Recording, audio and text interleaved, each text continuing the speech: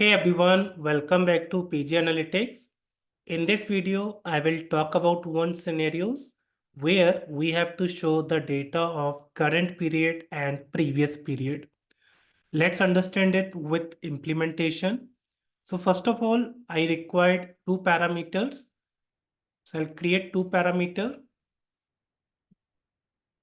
where we can select period start date and end date. So the data type will be date and second parameter period and data type is again date. I'll show this two parameter. Now, current period will be whatever date we select in start till end. So here in this example, current period will be data from 8th Feb 2024 till 10th Feb 2024. That will be our current period. So in the sample superstore, I have data till 2017. So I'll select the start and end date till 2017. So I'll select, let's say, 5th Feb is the start date and 8th Feb is the end date. So current period data will show from 5th Feb 2017 till 8th Feb 2017. Let's write the calculation.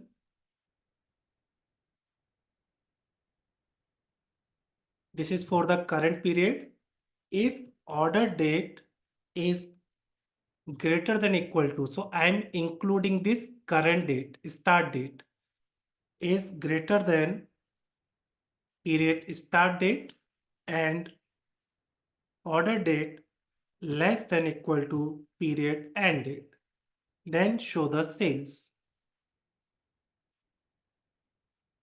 So in current period sales, it will include the sales from 5th Feb 2017 till 8th Feb 2017. So calculation is written. I'll drag this and convert to discrete. So we can see the data of category for furniture, it is 600.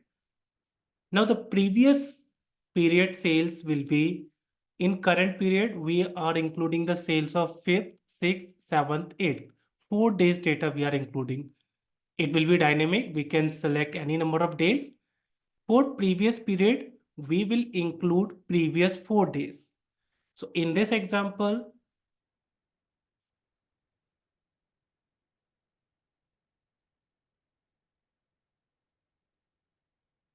current period is 5th Feb till 8th Feb. So 4 days data it will include. For previous period,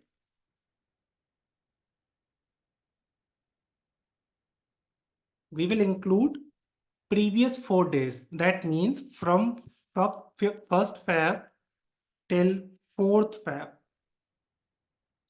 Now in current period, if you select 10 days data, so in previous period, it will include previous 10 days data. So this calculation we have to write.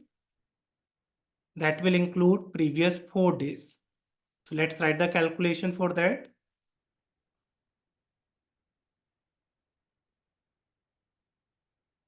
So first we have to get the difference, how many days data we are showing. So to get the difference between start and end, we have to use date difference.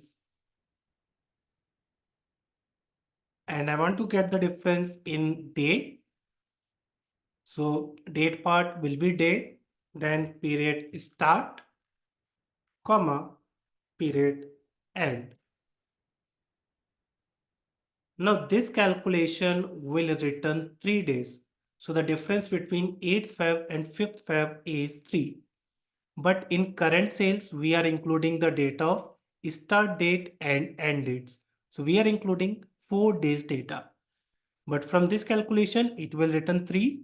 So whatever we are getting on from this, we will add plus 1. Now it will return 4 days. So we are getting the difference. Now using date add function,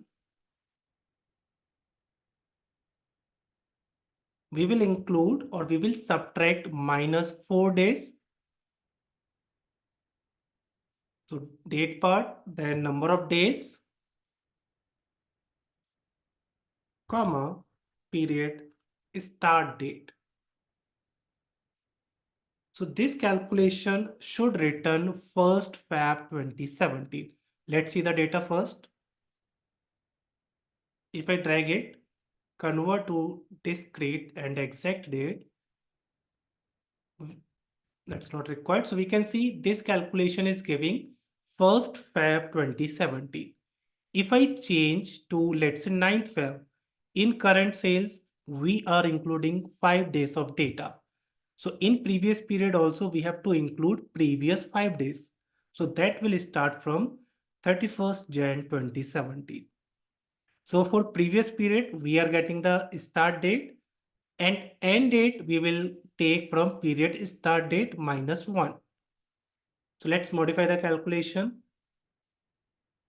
So this calculation, this part will return the first date of previous period.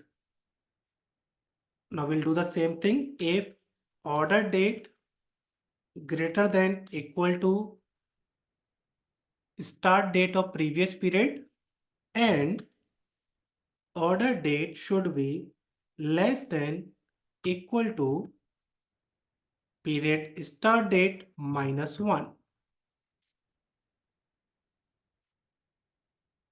So this part will return the previous date, or we can say the last day of previous period.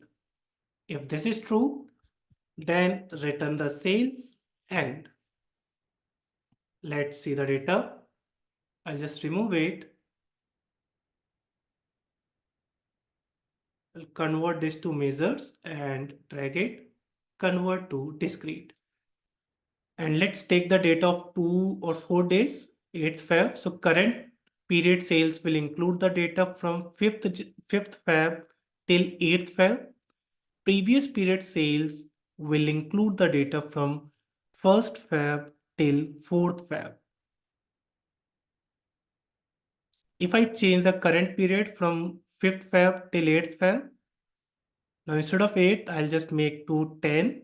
So it will include 6 days of data for current period. Similarly, in previous period, it will include previous 6 days of data. Let's verify this, whether it is correct or not. I'll open the new sheet, drag category, order date, convert to exact date and discrete, and the sales. So what we are showing, let's validate it for few number of days. So let's say I'll take the data of 3 days, 5th Feb till 7th Feb. Let's see the data of furniture.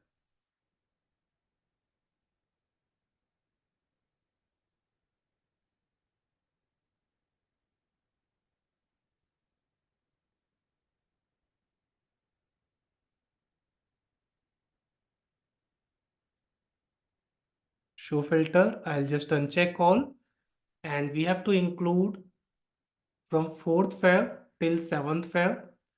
We can see order date is not required.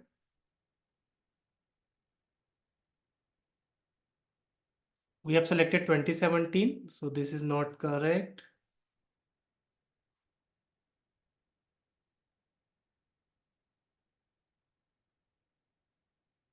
4th Feb till 6th Feb. So we can see we have selected from 5th Feb till 7th Feb. I'll do the same thing. 7th Feb is not there. So 5th and 6th Feb, we can see for furniture, the sales is 601. For office supplies, it is 1968. So we can see the same data. 601 in this example, it is not including the decimals. So you can see the data is same. Let's validate for previous period. So here we are including 5th, 6th, 7th, 3 days of data. So for previous period also, we will include 3 days of data, 4th Feb, 3rd and 2nd. For furniture, it is 319 office supplies 1249. So we can see 319 1249. So it is showing the correct data. Similarly, if you want to show the data of previous year, same logic we can apply. Hope you enjoyed the video. Thank you so much.